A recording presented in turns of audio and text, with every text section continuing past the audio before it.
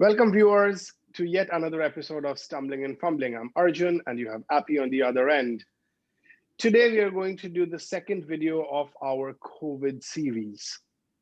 The last COVID video involved working from home. Today, we want to explore the impact of COVID on Canada, specifically the second wave that is coming.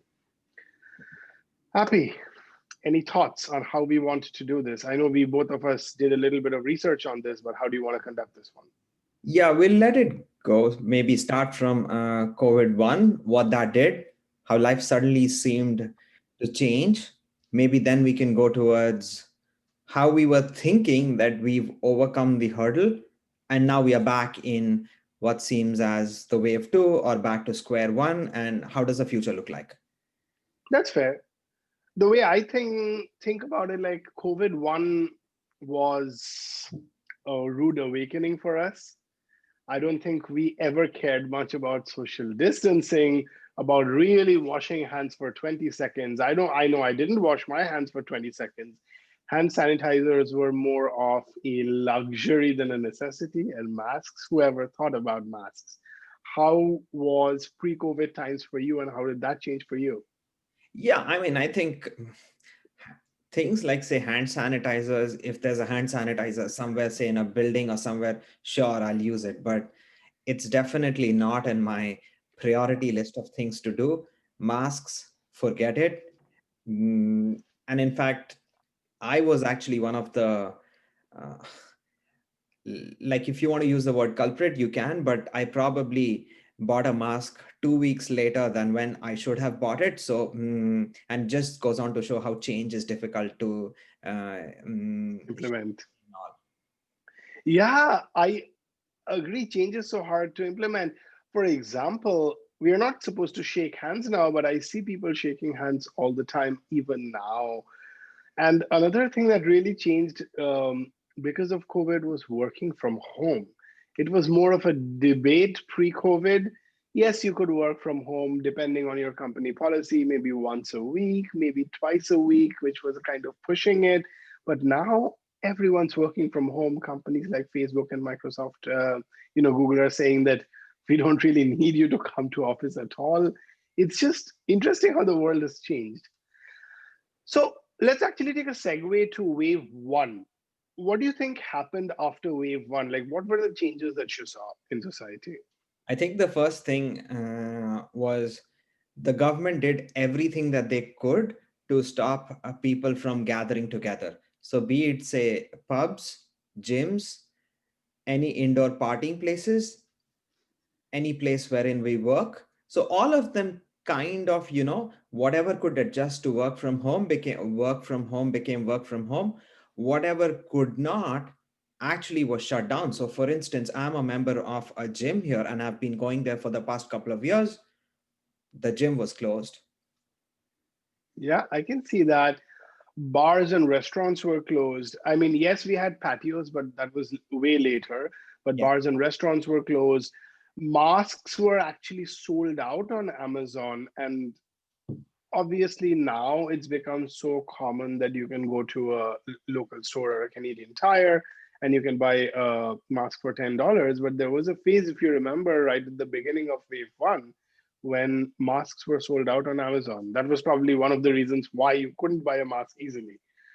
The border, the US Canada borders were also closed. And that really showed that the government was, no one was joking around. It was serious. I think for people like us who live uh, away from our home countries, I think that's also been quite a challenge, don't you think? Oh, yeah, absolutely. It's been a huge challenge. People have not been able to go home. Mm, Travel, of course, has come to a grinding halt. And something that I forgot to mention in the first occasion is behavior of people. So people did panic buying. Remember those times when you would go to the grocery store and would not find, say, toilet paper?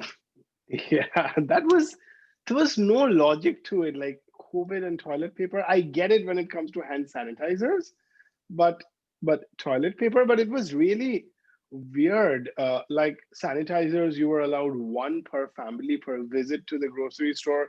That was only when they were still in stock, which hard was hardly the case. It was the same with toilet paper. You could buy like one big, package or roll per family per visit. It was just plain weird. It was like you were out of a Netflix post-apocalyptic movie. Yeah. And on the like these are things which seem okay to discuss, but on the more serious stuff, I think how it really, really impacted our society is a lot of people lost their jobs. A lot of people had to take pay cuts, reduction in wages. Uh, they had to work for less hours than they used to earlier. And this is something which has really impacted not only Canada, but businesses across the world. I agree. I was actually talking to a friend from Air Canada, and they lost like what 15,000, 16,000 jobs, and it was just, I mean, I know the banking sector wasn't affected as much in terms of job cuts, but it was one of the worst things that happened. And one of the good things that Prime Minister Trudeau did was the relief packages, because even when people didn't have jobs here, they were getting a certain amount of dollars a week, which was at least some, a little bit of relief, if not nothing, right? So I think that was one of the good things that the government did for sure. Yeah, so if you were to ask me, I think personally there are two things associated with it. One is coming up with a policy, and second is execution of the policy. And I think typically in a country like Canada, wherein I have seen a lot of these plans, policies, and programs get delayed, I think this one was impressive because these were rolled out in relatively short to no time. Yeah, absolutely. Like, what, there was some 82 million in relief packages, which is almost like about what, 2 to 3% of our GDP over here, right? So it Yeah. was actually very, very impressive. But now, actually, let's make a segue to wave two. So when wave one kind of ended, we got the signs, right? Like bars or restaurants were open in terms of patios, or local stores, right? Like barber shops were open where everyone was wearing a mask. You couldn't do anything with your beard, but you could get your hair cut. The grocery stores, you could see that they were always kind of open. But at some point we said that the third phase of opening is on now, so you can go to a restaurant and have indoor dining. But last week the Canadian premier, our premier Doug Ford said that again we are in wave two, indoor dining is closed, please order from your local stores. So how do you think wave two will again impact Canada?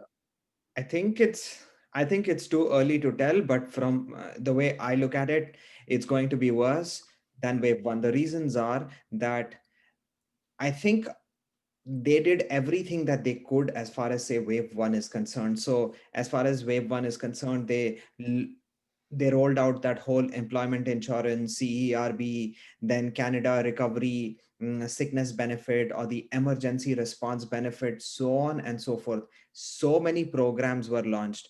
Now, to expect that a government is going to go back and do all of those again, it's I'm not sure if it is even possible to think that the government can actually do this, and more so because it's eventually printing money, right? Like, so for how long then can the government actually keep printing money? It's also some of the questions that I have.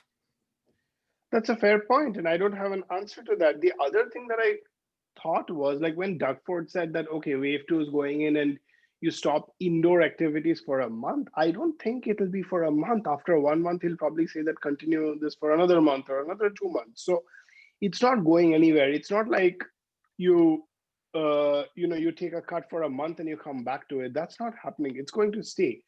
So that's one of the things. The other thing that I was thinking is a lot of, I'm specifically talking about the restaurant industry here because I get to see that a lot here. Like we have both seen how restaurants have closed down, and patio was kind of helping, but now we have the Canadian winters coming in.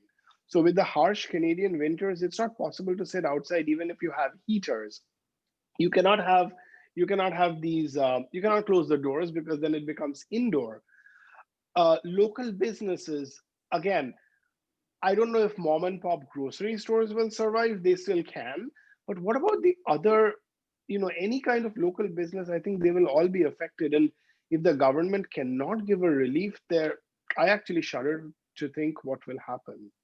Yeah, like think about some of the malls which we have, right?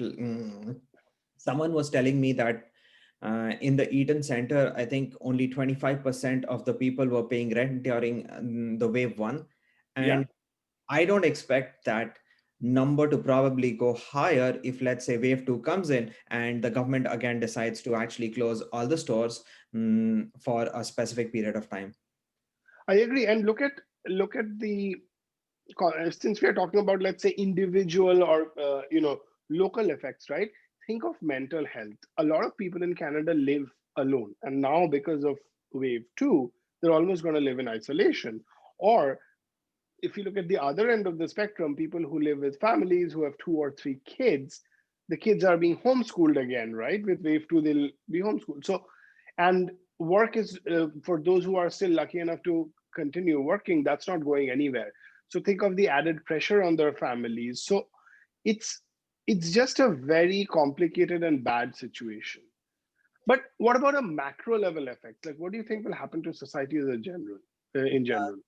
Yeah, so the point I'm going to make is probably in between macro and micro, and that is someone was giving me an example, and I think it was on TV. And when I saw that example, I was like, okay, this could be the possibility. And then it spoke about, yes, mental issues. It spoke about depression, and then they were like, is that going to cause probably people to drive in a more rash way? It could possibly cause accidents because the mental people are not mentally at the place wherein they should be because of so many changes that are happening in the society. I think that's actually something very dangerous. I hope it doesn't happen, but I just thought I'll point it out. No, that's a fair point. Another thing, again, something that might not happen, but again, when I was thinking more about this topic, is if you have more unemployment in a city or a country, it kind of leads to higher crime waves too. So not something that we've seen or we look at the news for specifically for crime, but that's something to think about. But in general, what do you think will happen to the economy? Like we were talking about the different shapes, right? The L-shaped recovery, the V-shape, or the Nike arrow-shaped, or the Nike tick-shaped, checkmark-shaped recovery, or like what do you think will be the recovery shape now for the economy? Yeah. Eh, yes, it is unknown, but the way I look at it, it's probably dependent on the kind of business that you are in. So you might be in a business which was anyways pretty digital to begin with, and that business has in fact thrived. You might be in the grocery industry, like I heard Loblaws has actually made a lot of profits over the past 2 quarters. But if you are in a small retail chain, therein lies a problem. If you are in a small hospitality chain, therein lies a problem. Nobody is getting Airbnb guests, so on and so forth. So you see, there is this problem. Real estate is facing a problem because a lot of people I heard are moving out of rented apartments and going back to their parents so that they can save on some rent. That makes sense. So a lot of questions, but not a lot of clear answers, which is how it's going to be for the foreseeable future. But as I see it, my final thoughts here would be that COVID is here to stay, and we have to be, unfortunately, for the lack of a better word, we have to be comfortable with what's going on.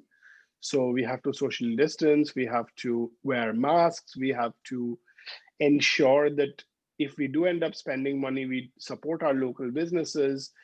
Those would be my final thoughts. Happy, any final thoughts from you? No final thoughts, but I would say that because there are lots of questions to be answered, I would be interested from viewers in knowing if they would like us to cover a particular topic, because there are just so many topics that we can cover here. If there's a specific topic that they want us to cover, and it need not be restricted to Canada, say anywhere in the world, we would be happy to do a small video like this if it helps some of the viewers. Wonderful. Viewers, I hope you enjoyed the conversation. I know we did. And while this was more of a serious conversation, but not all hope is lost. The human race is more resilient than you or I think. We've survived the Spanish flu, we've survived 2 world wars, and I'm sure we will survive this pandemic as well. Please like, comment, and subscribe, and do share the video. This is Stumbling and Fumbling. Goodbye. Thank you.